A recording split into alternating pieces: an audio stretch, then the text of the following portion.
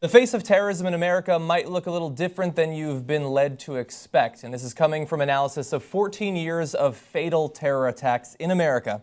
Since September 11th, 2001, nearly twice as many people have been killed by white supremacists, anti-government fanatics, and other non-Muslim extremists than by radical Muslims. 48 have been killed by extremists who are not Muslim, compared with 26 by self-proclaimed jihadists. Oh, wow.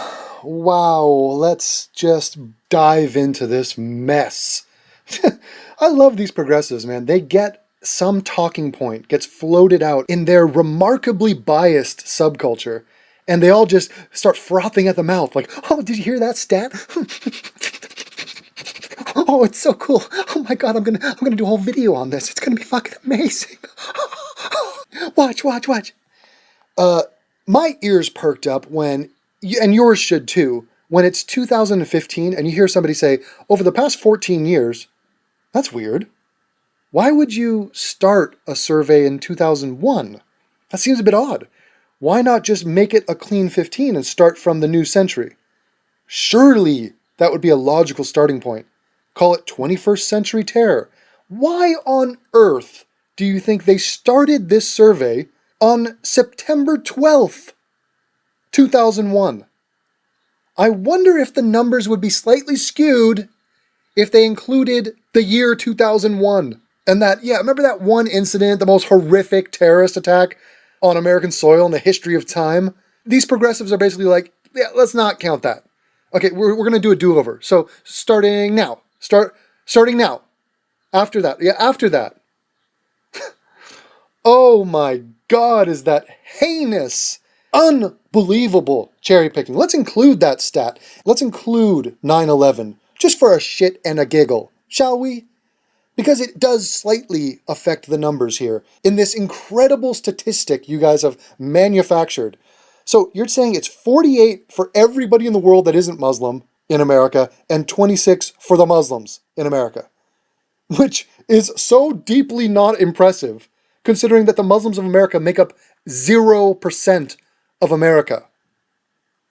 And they have 26 of the murders of terrorist attacks? Jesus Christ, the only thing scarier than that is your thought process that that's an impressive stat, that that's a stat that helps you, that defends Muslims. Jesus! So Muslims make up 0%, 0.8 officially, 0% of America. And then they're taking from a pool of right-wingers? They're basically taking from a pool of everybody else. It's just this vague, if you're anti-government, if you're a white supremacist, if you're a non-Muslim extreme, it's Muslims in America, 0%, versus everybody else in America. And the final number they have is 48 to 26? Dude! This is a fucking joke! Now, let's include the numbers from 9/11. And slightly different when you add 2,973 victims. So Muslims in America have killed, let me do the math, in my head. Oh man, 2,999. Oh, so close to 3,000. Couldn't quite get there. God damn it, Muslims. I'm sure one of the hundreds of severely injured people during 9/11, we can pretty much mark them off as dead. I mean, they're missing limbs and their life expectancy is shit now, thanks to you. But officially, we just missed 3,000. So 3,000 to 48. Now I see why you started this on September 12th. And now let's look at these numbers. Some very interesting things. These are very up to date, by the way.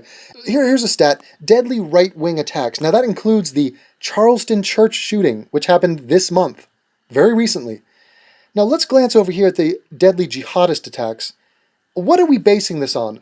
First of all, I love the fact, let's not make this a global debate over Muslim versus right-wing terror. That's not going to go well for them. They knew that from the start. They're like, no, let's pick a country where there's 0% Muslims and we'll just crunch the numbers then. Well, avoiding the major, huge attack that killed 3,000 people. Let's do that. So in this graph, why are we not including American citizens who were killed overseas by Muslim terror? So when ISIS beheads an American journalist, that doesn't make this list? Somebody tell me why. Oh, is it terrorist attacks on the contiguous United States? It has to be on American soil? What an outrageous statistic. And also, I find oddly missing from this list, is the Garland shooting, where two jihadists, Americans, went into a cartoon competition and shot up the place with AK-47s. Now, they didn't kill anybody, but they were killed. They were two American citizens that are now dead due to their terrorism. How is that not on this list? That was a deadly jihadist attack that ended with two Americans dead. I love the fact, this tells you everything you need to know about who is making the decisions as to what gets on this list and what doesn't.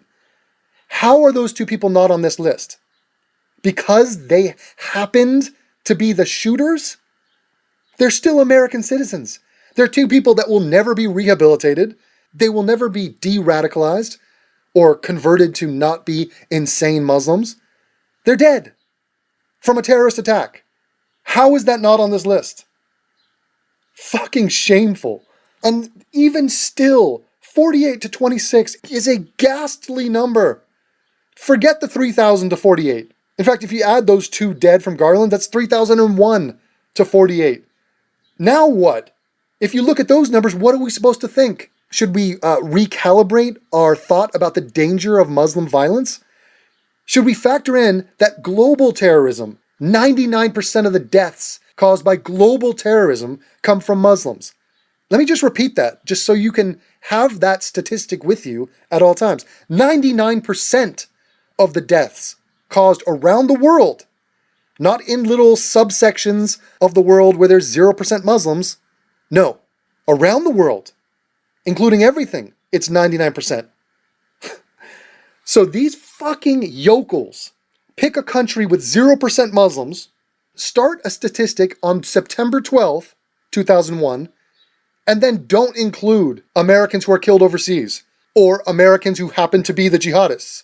Oh, brilliant. And it's still a ridiculous number. Fucking unbelievable. So, people, what you have to understand is, look, there's 48 deaths. If we look at this subset of time here, we have 48 deaths from white people and right-wingers, and only a mere 26 from Muslims, who represent 0% of the population. So basically, our point is that the 99.2% of America are more likely to commit an act of violence than the 0.8%. So, really, guys, is there really a problem here? I mean, all you neocons have your panties up in a bunch over nothing. And as we're going to get into when we show you the details of this analysis, this is a massive underestimate of the total number of people who have been killed because of conservative, right-wing, anti-government, sovereign citizen, those sorts of movements.